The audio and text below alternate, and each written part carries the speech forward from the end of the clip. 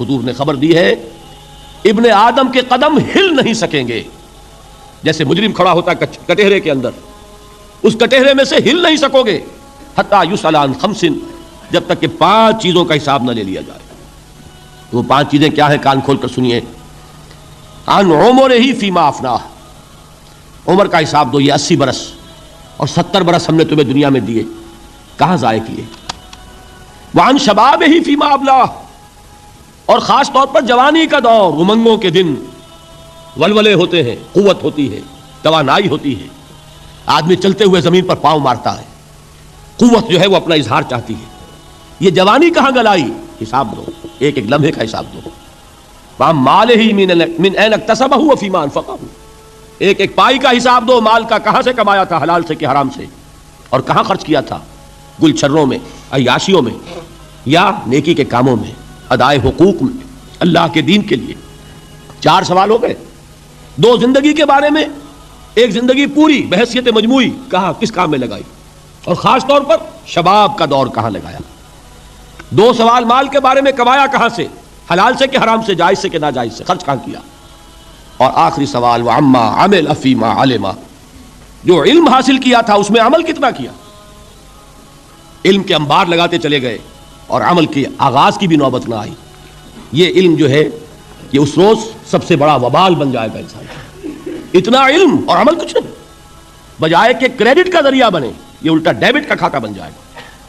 یہ جواب دہی کا احساس ہے کہ جس کی وجہ سے انسان کی ٹریجڈی جو ہے وہ دوہری ہے. کوئی حیوان اتنے بوجھ تلے نہیں، مشقت کی، محنت کی، اس زندگی میں ختم ہوئے، اس کے بعد کوئی محاسبہ نہیں.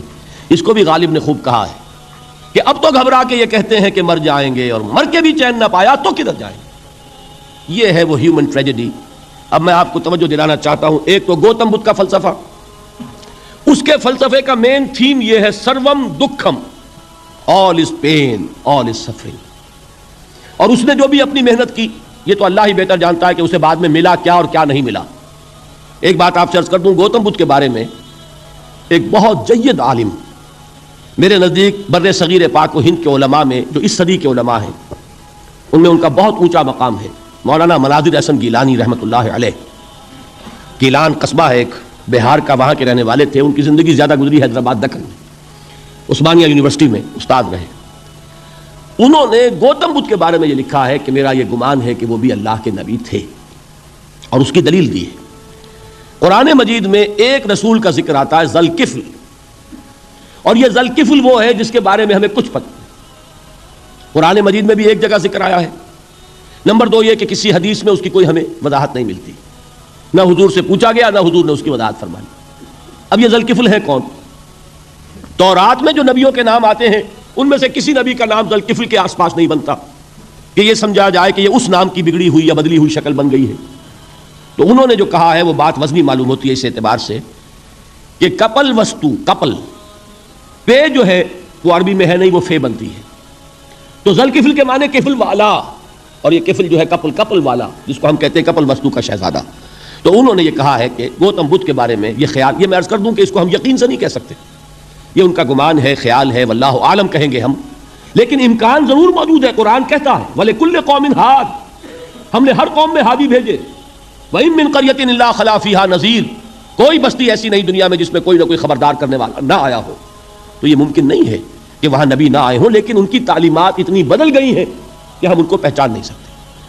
حضرت مسیح علیہ السلام کی تعلیمات اگر عیسائیوں سے ہم سمجھیں تو کبھی بھی انہیں اللہ کا نبی نہیں مان سکتے.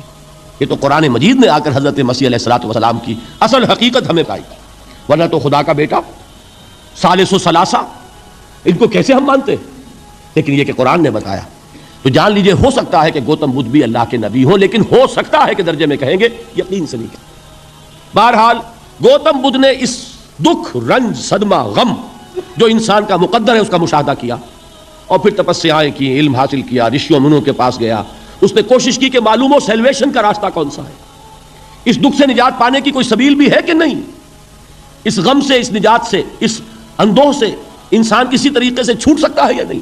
اسی کو سیلویشن کہتے ہیں انگریزی میں، اسی کو ہندی میں نروان کہتے ہیں، اسی کو عربی میں نجات کہتے ہیں. ان نجات معلقۃ بمجموع هذه الاشیاء. میں نے امام راضی رحمۃ اللہ علیہ کے الفاظ میں آپ کو لفظ بتایا، نجات کی راہ. اچھا، جدید فلسفوں میں جن حضرات کو دلچسپی کی بات ہے انہی کے بارے میں یہ عرض کر رہا ہوں. جدید فلسفوں میں بھی ایک فلسفہ ہے وجودیت، ایگزسٹانشلزم. آپ نے نام سنا ہوگا سارترے، یہ فرینچ فلسفر، اور اس وقت دنیا میں جو نوجوان نسل ہے وہ بہت زیادہ متاثر ہوئی ہے سارترے کے فلسفے سے. کرکیگارڈ پرانے دور میں اور سارترے اس دور میں، ان کے فلسفے کا نام ہے وجودیت، ایگزسٹانشلزم. اس کا مرکزی خیال بھی یہی ہے، انسان کے لیے دکھ ہی دکھ ہے، صدمہ ہی صدمہ ہے، رنج ہی رنج ہے. صرف یہ ہے کہ کچھ حساس لوگ ہوتے ہیں وہ صدمے کو زیادہ محسوس کرتے ہیں، کچھ ذرا ان کی حس جو ہے وہ کچھ ڈل ہو جاتی ہے، کند ہو جاتی ہے. وہ جو غالب کا شعر میں نے آپ کو سنایا کہ مشکلیں اتنی پڑی مجھ پر کہ آسان ہو گئی، ورنہ یہ ہے کہ انسان سوچے تو دکھ ہے. اب یہ دکھ جو ہے اس سے نجات کا کوئی راستہ بھی ہے کہ نہیں، یہ کوسچن مارک ہے، جس کا جواب ہے تیسری آیت میں الا الذین آمنوا وعملوا الصالحات وتواصوا بالحق وتواصوا بالصبر. جو ایک نا امیدی کی کیفیت طاری ہوتی ہے، والعصر ان الانسان لفی خسر، زمانے کی قسم ہے تمام انسان برباد ہونے والے ہیں، تباہی میں ہیں، گھاٹے میں ہیں، ٹوٹے میں ہیں. اس سے جو ایک مایوس کن صورتحال سامنے آتی ہے، اس مایوسی سے نجات دلانے والی آیت ہے تیسری آیت.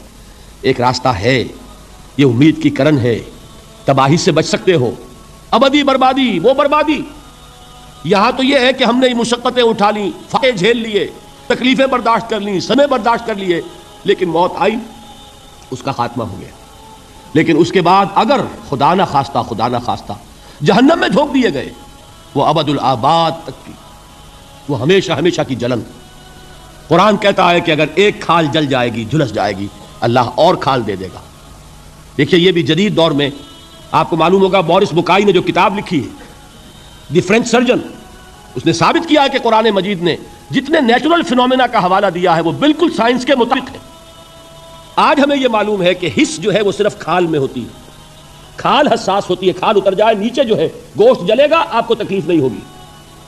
معلوم قرآن نے کہا ہے کہ جب کھالیں ان کی جھلس جائیں گی ہم نئی کھال دے دیں گے، تاکہ وہ سوزش جو ہے، وہ جلن کا احساس برقرار ہے، وہ ختم ہونے نہ پائے. حالانکہ اس کی ضرورت نہیں ہے، اگر اندر کا گوشت بھی حس والا ہوتا تو پھر کھال دوبارہ عطا کرنے کی ضرورت نہیں ہے. گوشت جلے گا، اس سے بھی جلن کا اور سوزش کا احساس ہو جائے گا. لیکن قرآن کہتا ہے کہ نہیں، کلما نضجت جلودہم بدلنا لہم جلودا غیرہا، جب ان کی کھالیں جھلس جائیں گی، جل جائیں گی، ہم ان کی کھالیں بدل دیں گے تاکہ وہ سوزش برقرار رہے. ثم لا يموت فیہا ولا یحیا، پھر نہ وہ اس میں جی سکے گا نہ مر سکے گا، نہ زندوں میں ہوگا نہ مردوں میں ہوگا.